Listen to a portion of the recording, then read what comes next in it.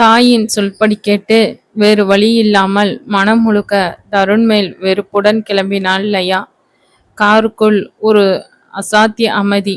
லயா மனதுக்குள் தருணை நினைத்து கருவி கொண்டே வந்தாள். நான் நினைப்பதை இருந்த இடத்திலிருந்து சாதிப்பவன். அவள் காதில் அவன் சொன்ன வார்த்தைகள் இப்பொழுதும் நேரில் சொல்வதை போல் இருக்க கண்களையும் காதையும் இருக்க மூடிக்கொண்டாள். தேவாவிற்கு மகளின் நிலையை நினைத்து கவலையாக இருந்தது. அவள் மனநிலை என்னவாக இருக்கும் என்பதையும் புரிந்து கொள்ள முடிந்தது. தன்னால் இயன்றதை இதுவரை செய்தாகிவிட்டது. இதற்கு மேல் எதையும் வெளிப்படையாக செய்ய முடியாது. அப்படியே செய்ய துணிந்தாலும் ஷெட்டி அதற்கு அனுமதிக்க மாட்டான். இப்பொழுது தாங்கள் தருண் வீட்டிற்கு செல்வது தெரிந்தால் கூட என்ன மாதிரி விளைவுகள் ஏற்படும் என்பதை யோசிக்க முடியவில்லை. இப்பொழுது கூட தெய்வா பணத்துக்கு அடிமைதான். இதே ஷெட்டி இன்னும் 10 வருடம் கழித்து உன் மகளை ஆசை நாயகியாக வைத்துக் கொள்கிறேன், உனக்கு கோடி பணம் தருகிறேன் என்று சொன்னால் தயங்காமல் சம்மதிக்க அவர் தயார்தான். ஆனால் மகள் மூலமாக வரும் இந்த புகழ் போதையை அவ்வளவு சீக்கிரம் இழக்க அவர் தயாராக இல்லை. இதுவே இன்னும் 10 வருடம் கழித்து என்றால் மகளை அடித்தாவது படிய வைக்க அவருக்கு தெரியும். தங்க முட்டையிடும் மாத்தை ஒரே நாளில் அறுக்க தெய்வா ஒன்றும் முட்டாள் விவசாயி கிடையாதே.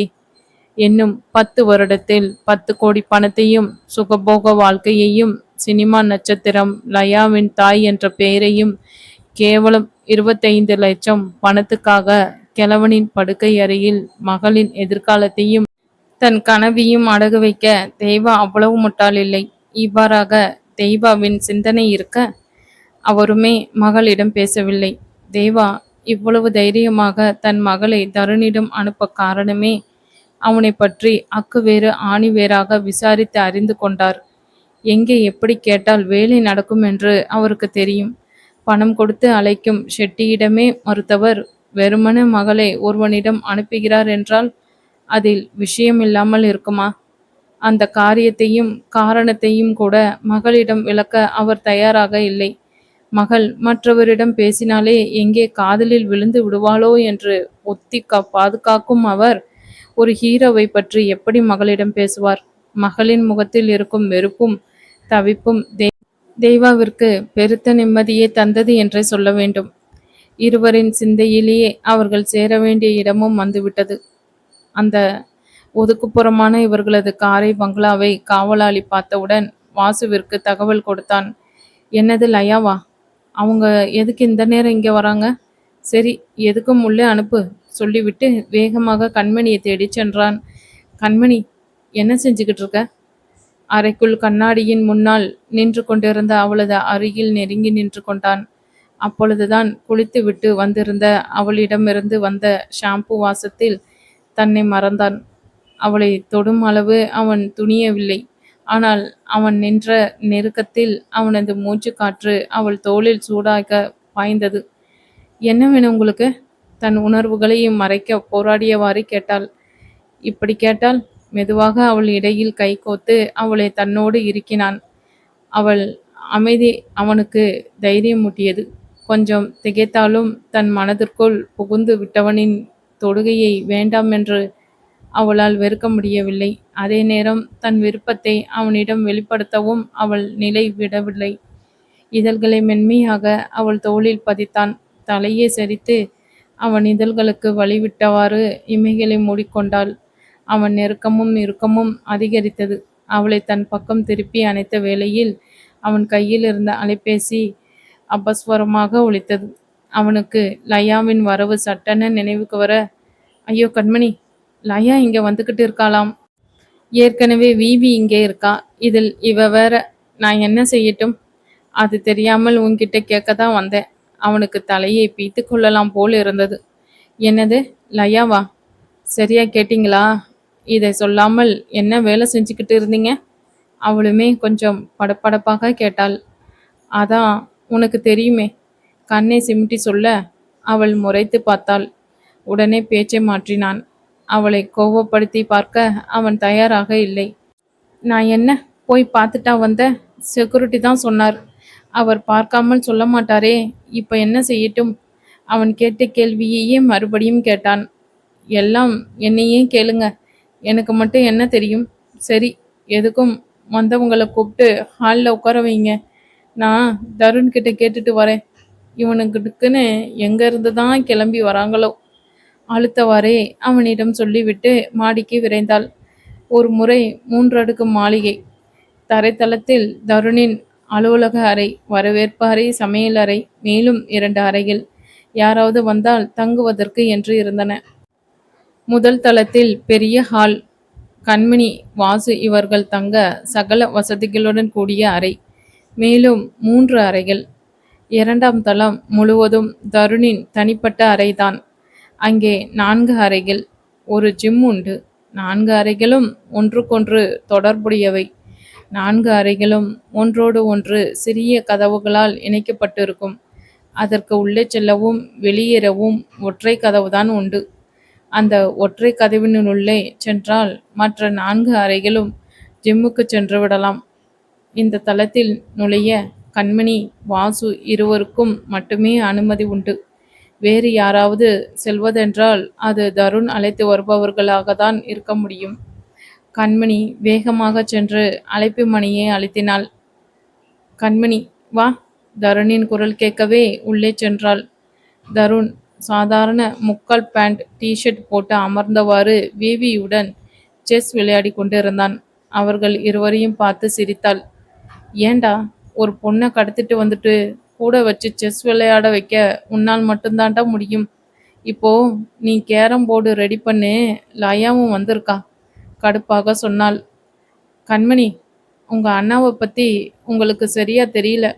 விட்டால் அவர் இன்னும் மெம்பர் சேர்த்து கபடியே ஆடுவார். விவி சிரித்தவாறே பதில் சொன்னாள். அவள் புன்னகை முகமாக சொன்னாலும் அவள் சொன்ன அண்ணா என்ற வார்த்தையில் அதிர்ச்சியாகி தருணை பார்த்தாள். அவனோ எந்த அதிர்ச்சியும் இல்லாமல் இருவரையும் பார்த்தவாறு சிரித்து கொண்டு இருந்தான். அண்ணாவா?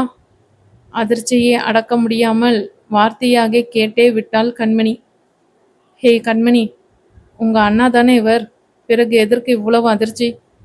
விவி சாதாரணமாக கேட்டாள். ஒரு குற்றம் சாற்றும் பார்வையை தருணை நோக்கி வீசினாள். கண்மணி, நான் சொல்லல. அவ பத்திரிக்கைக்காரி. அவகிட்ட உண்மையை அவ்வளோ சீக்கிரம் மறைக்க முடியாது. கொஞ்சம் கலவரமாகவே சொன்னான். ஆனாலும் கண்மணியின் கோபம் குறையவே இல்லை. கண்மணி, கண்டிப்பா தருண் சொல்லவே இப்படி என்று சொன்னவாறு ஒரு கடிதத்தையும் ஒரு இல்ல நானாக தான் கண்டுபிடித்தேன். எப்படின்னா, வாழ்த்து அட்டையும் அவர்கள் முன்பு போட்டாள். இப்பொழுது தருணி அதிர்ந்தான். ஆனாலும் அதை வெளியே காட்டாமல், பத்திரிக்கைக்காரியை கொண்டு வந்து மடியில் கட்டிக்கிட்டு ரகசிய அறையில் சாவியையும் கொடுத்த மாதிரி ஆயிடுச்சா என் நிலைமை? விவி, இதை நீ எப்போ எடுத்த? இது என்னோட பர்சனல் லாக்கரில் இருந்ததாச்சே. திருட்டு வேலை கூட பார்க்குறியா? சரி, அதில் கொஞ்சம் பணம் வச்சிருந்தேனே, அதாவது இருக்கா இல்லையா? போலியான சந்தேகத்தில் கேட்டான். ஐயோ சாமி, இன்னைக்கு காலையில் நீ ஷூட்டிங் போயிருந்தப்போ உன் அறையை நோண்டி பார்த்தேன். பின்ன ஊரை சுற்றிக்கிட்டு ரகசிய வேலை பார்த்துக்கிட்டு இருந்தவளை கொண்டு வந்து இப்படி ரூமுக்குள்ளே அடைச்சி வச்சால் நான் என்ன தான் செய்யட்டும்? எனக்கு நேரம் போக வேண்டாமா? அவளும் சாதாரணமாகவே சொன்னாள். தருண், இப்போ உனக்கு சந்தோஷமா? தேவையில்லாத வேலையெல்லாம் தலையில் எடுத்து போட்டுக்கோ. இந்த ரகசியம் வெளியே தெரிந்தால் அடுத்த நிமிஷம் நான் உயிரோட இருக்கவே மாட்டேன், சொல்லிட்டேன். முகத்தை மூடி அழுதாள் கண்மணி. கண்மணி, இப்போ எதுக்கு அழுறீங்க? தருணுக்கு தங்கையா இருப்பது அவ்வளவு பெரிய தப்பா? இதுக்கு நீங்க பெருமை தான் படணும். விவி வேகமாக அவள் அருகில் வந்து அவள் தோளை அணைத்து கொண்டாள். இது பெருமைப்படுற விஷயம் கிடையாது. என் அம்மாவோட துரோகம், கமலா அம்மாவுக்கு அவங்க செய்த மிகப்பெரிய துரோகம்தான். இந்த உண்மை அவங்களுக்கு தெரிந்தால் அவங்க தாங்க மாட்டாங்க. அதனால தான் நான் விலகியே இருக்க முயற்சி செய்தேன். இவன் தான் விடலை. தருணை அடித்தாள். கண்மணியின் அடிகளை கொஞ்சம் கூட முகம் சுளிக்காமல் வாங்கி கொண்டான் தருண். கண்மணி, இதில் எங்க இருந்தது துரோகம் வந்தது?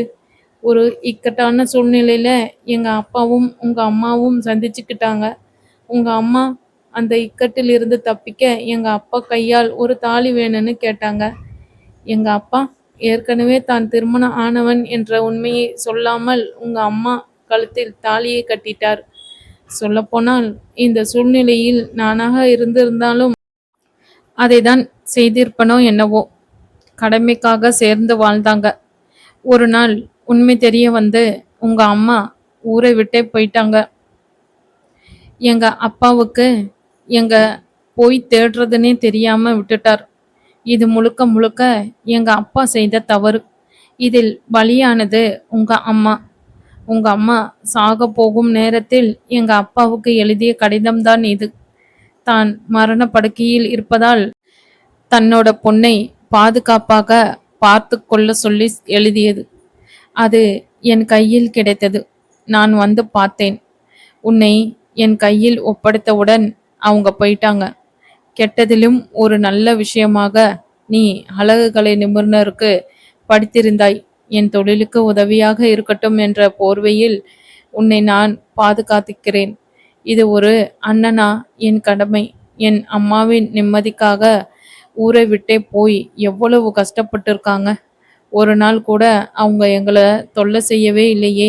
நீயும் பையனாக இருந்திருந்தால் உன்னை பற்றி எந்த காலத்திலும் எங்களுக்கு தெரியாமலே போயிருக்கும். நீ பெண்ணாக இருக்கவே உன்னை தனியே இந்த உலகத்தில் விட முடியாமல் ஒரு பாதுகாப்புக்காக எங்களை அணுகினாங்க. அப்படி இருக்கும்போது உன்னை எப்படி நான் தனியாக விடுவேன்? இப்போ கூட இந்த வெளி உலகத்துக்கு உன்னை என் தங்கை என்று சொல்ல எனக்கு எந்த தயக்கமும் இல்லை. ஆனால் என் அம்மாவுக்காக நானும் அமைதியாக இருக்கிறேன். நீ என்னடாவென்றால் இப்படி சொல்கிறாய்? இன்னொரு முறை என்னை விட்டுட்டு செல்வதாக நீ சொன்னால் உன் காலை இரண்டையும் வெட்டி போட்டுடுவேன். உண்மையான கோபம் தெரித்தது அவன் குரலில். மலையடித்து ஓய்ந்தது போல் இருந்தது. அப்படி என்ன இக்கட்டான சூழ்நிலை தருண் இவங்க அம்மாவுக்கு? இருந்தாலும் உங்க அப்பா செய்தது தவறு. விவி அந்த நேரத்திலும் நியாயம் பேசினாள். விவி, சில விஷயங்களை நியாயப்படி பார்த்தால் தப்பாக தான் தெரியும். எதையும் தீர்மானிப்பது சூழ்நிலைதான். இப்போ கூட நான் உன்னை கடத்திட்டு வந்து வைத்திருக்கிறேன். இது நியாயமா? நீயே சொல்லு. அவளிடமே கேள்வியை தள்ளினான். ஆனால் கடத்தியது நியாயமில்லதான். கடத்தலுக்கான காரணம் சரியானது தானே தருண்? நியாயமாக கோபமும் கூட. வேகமாக சொன்னாள் விவி. உன்னோட பதிலிலேயே நீ சரியான விளக்கத்தை சொல்லிட்ட. என்னோட பதிலும் அதுதான் விவி. இந்த விஷயம் உன்னை விட்டு வெளியே போகாதுன்னு இல்லாமல் முடிக்க வேண்டும் என்று நினைத்தாலும் அது நான் நினைக்கிறேன் விஷயத்தை நான் சிக்கல் பெருசாதான் போகுது. பெருமூச்சு விட்டான். தருண், என் மூலமாக இந்த விஷயம் வெளியே போகவே செய்யாது. ஆனாலும் தேவையில்லாத வதந்திகளை தவிர்க்கலாமே. அதுவும் அண்ணன் தங்கை வைத்தே வதந்தி என்றால் கொஞ்சம் சங்கடமாகவே சொன்னாள் விவி. ஆகா விவி, நீ ஏன் பேசுகிறாய்? என் காதையே என்னால் நம்ப முடியவில்லையே. இரவில் வரும் நட்சத்திர பட்டம் உடைய நாயகன் செயலை சுற்றிய ஆடவனை கூட விட்டு வைக்க மாட்டான் என்று நீயே எழுதிய என் ஞாபகம். ஒருவேளை அந்த விவி நீ இல்லையோ? நான் தப்பான ஆளை கடத்திட்டு வந்துட்டனா? விளையாட்டாக அவளை சீண்ட விவியின் முகம் கவலையாக அப்பிக்கொண்டது. தருண், நீங்க செய்வது சரியே கிடையாது. இப்படியா செய்வீங்க? உங்களோட நடத்தை தான் எங்களை இப்படி எழுத தூண்டுது. விவியும் கேட்டாள். நல்லா சொல்லுவீங்க விவி. நானும் இதையே தான் சொல்லி அழுத்துட்டேன். என்ன சொன்னாலும் காதிலேயே போட்டுக்க மாட்டேன்னு ஒரே அடம். இவர்கள் பேசிக்கொண்டிருக்கும் போதே அழைப்பு மணி மறுபடியும் ஒலித்தது. அழைப்பு மணி ஒலித்த பிறகுதான் கண்மணிக்கு தான் எதற்கு வந்தோம் என்ற நினைவே வந்தது. ஐயோ அண்ணா, லயா இங்க வந்திருக்காங்க. அதை சொல்லதான் வந்தேன். இவங்க அண்ணன்னு சொன்னதில் நான் வந்த விஷயத்தையே மறந்துட்டேன். தன் தலையிலேயே அடித்து கொண்டாள். கண்மணி, நீ இன்னும் இந்த பழக்கத்தை விடலையா? எவ்வளவு சொன்னாலும் இதை மட்டும் கேட்கவே கேட்காத. அவன் பேசும்போதே வாசு உள்ளே வந்தான். கண்மணி, உன்கிட்ட என்ன சொன்னால் நீ இங்க வந்து என்ன செஞ்சுக்கிட்டு இருக்க? அந்த அம்மா என்னன்னா நான் என்னமோ வேணும்னே அவங்கள உட்கார வச்சிருக்கிற மாதிரி ஜாட பேசுது. அவளிடம் வேகமாக சாடியவன் பிறகுதான் அங்கே அனைவரும் இருப்பதை பார்த்தான். தருண் வாசுவை கோபமாக பார்க்க, விவி சுவாரஸ்யமாக பார்க்க, கண்மணியோ அவனை எச்சரிக்கும் பார்வை பார்த்தாள். சார், லயா அவங்க வந்து ரொம்ப நேரம் ஆகுது. எவ்வளோ நேரம்தான் அவங்கள காக்க வைக்க முடியும்? அதனால தான். சாரி சார், வேகமாக சொன்னான். தருண், அடுத்த பாசமலரா? விவி கேட்க, நீ யார சொல்ற? தருண் புரியாமல் கேட்டான். அதான் வந்திருக்கிற லயாவை தான் கேட்டேன். தாயோட வந்திருக்காங்களாம். என்ன விஷயம்? குறும்பாக கேட்டாள். அவன் பதில் சொல்லும் முன்பே, விவி, என்ன நீங்க ரூட்டையே மாத்துறீங்க? இடையிட்டாள் கண்மணி. பொண்ணுங்க கூட்டிட்டாங்க. இனிமே நாம இங்க இருந்தால் ரொம்ப டேமேஜ் பண்ணுவாங்க. வா, கிளம்பலாம். அவனை இழுத்து கொண்டு வெளியேறினான். பெண்களின் சிரிப்பு சத்தம் அவர்களை தொடர்ந்தது. தருண், அவ்வளவு சீக்கிரம் தப்பிக்க முடியுமா? கண்மணியின் குரல் கேலியாக அவனை தொடர்ந்தாலும் அதை அவன் கவனிக்கவே இல்லை.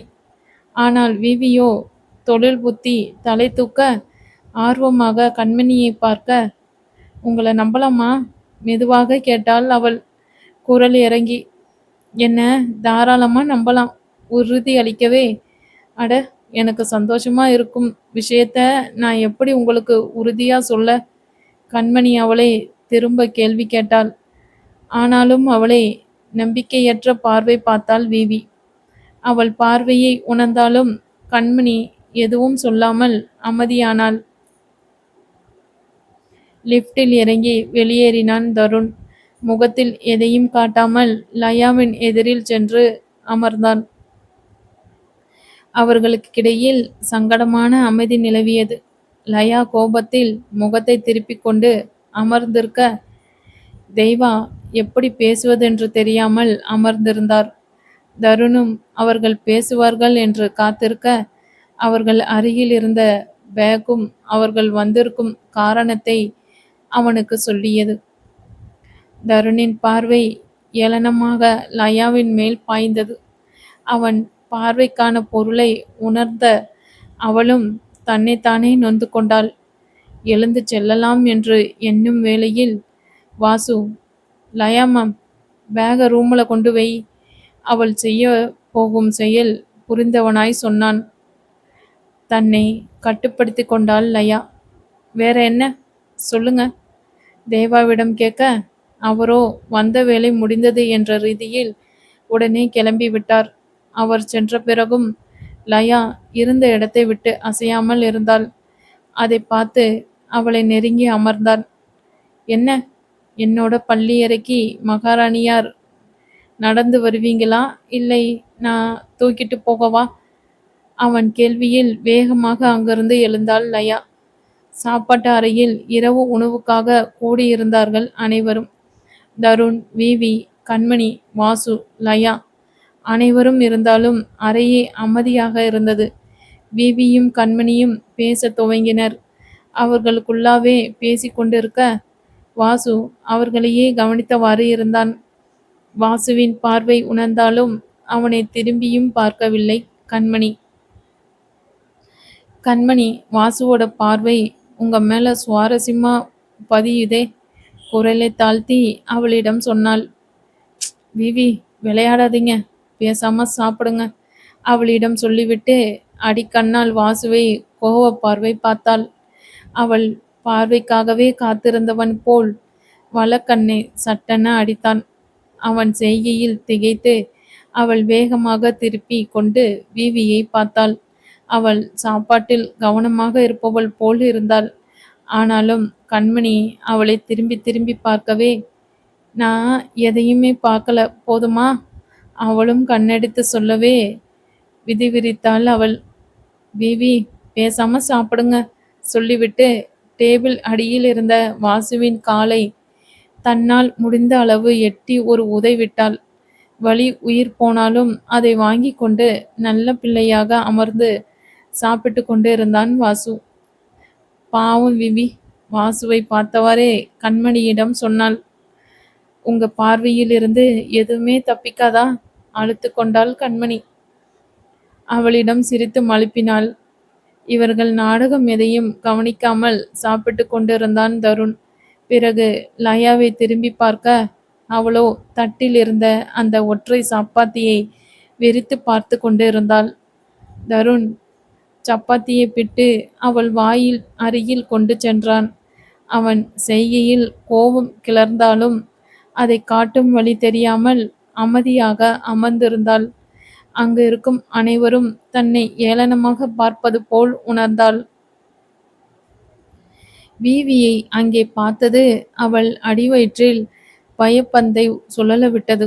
வீவியை பற்றி சினிமா உலகில் அறியாதவர்கள் யாருமே இல்லை.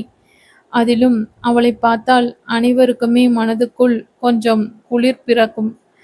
மற்றவர்களின் அந்தரங்க விஷயங்களை நாசுக்காக 2 வரிகளில் கிசுகிசுவாக தெரிவிப்பதில் அவள் கில்லாடியாயிற்றே. தருணின் செய்கையில் அவளைதான் வேகமாக திரும்பி பார்த்தாள் லயா. ஆனால் வீவியோ அங்கே லயா என்ற ஒருத்தி இருப்பதையே கண்டு கொள்ளாமல் கண்மணியை கலாட்டா செய்வதில் முனைப்பாக இருப்பது போல் காட்டிக்கொண்டாள். அவள் அப்படி காட்டிக்கொண்டாலும் ஒரு கண்ணும் ஒரு காதும் லயாவும் தருணும் என்ன பேசிக்கொள்கிறார்கள், என்ன செய்கிறார்கள் என்பதிலேயே பதிந்திருந்தன. தன் யோசனையிலேயே லயா இருந்ததால் தருண் சப்பாத்தியை அவள் வாயின் அருகில் நீட்டி கொண்டிருப்பதை அவள் கவனிக்கவே இல்லை. லயா, அப்படி என்ன யோசனை? தருண் சார் சப்பாத்தியை தருவதை கூட கண்டு கொள்ளாமல், முதல்ல அதை வாங்குங்க என்றாள் வீவி. சாதாரணமாக சொன்னாள். அவள் சாதாரணமாக சொன்னாலும் தருண் மேல் கோபத்தில் இருந்தவளால் அதை சாதாரணமாக எடுக்க முடியவில்லை. அதிலும் எதிரில் இருப்பவள் உளவாளி என்று சொல்லும் பொழுது உறவு எங்கே மலரும் அங்கே. எனக்கு கை நல்லாதான் இருக்கு, யாரும் எனக்கு ஊட்ட வேண்டாம் வேகமாக சொன்னாள். அட, புது இடம், கொஞ்சம் செட்டாக நாளாகும். அதனால தான் அவர் உங்களுக்கு உதவி செய்ய முயற்சிக்கிறார். அதை நீங்க புரிஞ்சிக்காமல். ஆமா, ஆடு நனையுதேனே ஓனாய் அழுத கதையை நானும் கேட்டிருக்கிறேன். லயாவால் எவ்வளவு முயன்றும் தன்னை கட்டுப்படுத்தவே முடியவில்லை. எனவே வேகமாக பதில் சொன்னாள். வீவி குதிரைக்கும் கடிவாளம் போட்ட மாதிரி அவங்க பார்வை ஒரே நேர்கோட்டை பார்த்துட்டு இருந்ததால் அவங்களும் பாவம் என்னதான் செய்வாங்க, கண்கட்டை அவிழ்த்து விடுவோம். அவன் லயாவை இமைக்காமல் பார்த்து சொன்ன விதத்தில் லயாவின் அடி வயிற்றில் பயப்பந்து சுழன்றது. சூடாக அவனுக்கு பதில் சொல்ல அவளுக்கும் ஆசைதான். விவியின் முன்னால் அவளுக்கு பேச தயக்கமாக இருந்தது. அதைவிட அவள் அங்கே இருப்பதில் ஏதாவது விவகாரம் இருக்குமோ என்று பயந்தாள். தாய் வரும்பொழுது அவள் அங்கே இருக்கவில்லை. அப்படியே இருந்து தெய்வாவின் பார்வையில் விழுந்திருந்தால் தெரிந்திருக்கும். இப்போது தான் எதையாவது வாயை விட்டு மாட்டிக்கொள்ள கூடாதே என்று அமைதியானாள். அதைவிட தாய் இப்படி செய்ததால் தானே அவள் இவர்கள் முன்பு இப்படி கூனி குறுகி அமர்ந்திருக்க வேண்டி வந்தது. என்னதான் அவர்கள் அவளிடம் இயல்பாக நடந்து கொண்டாலும் தான் அவன் வீட்டிற்கு வந்திருக்கும் விதம் அவளால் கற்பனையே செய்து பார்க்க முடியவில்லை. அங்கு இருப்பவர்கள் மனதுக்குள் தன்னை பற்றி என்ன நினைப்பார்கள்? இவர்கள் வெளியே பேசுவது நிஜமா, இல்லை மனதிற்குள் எதையாவது வைத்து கொண்டு பேசுகிறார்களா என்பதை எண்ணியே கும்மந்து போனாள். நியாயமாக இந்த நிலைக்கு ஆளாக்கி தன் தாயை தான் அவள் சாடியிருக்க வேண்டும். ஆனால் ஷெட்டிக்கு நெருக்கடியை கொடுத்து தாயை சம்மதிக்க வைத்தது தருண்தான் என்று அவள் எண்ணவே அவளது கோபம் அனைத்தும் தருண் மேலே இருந்தது.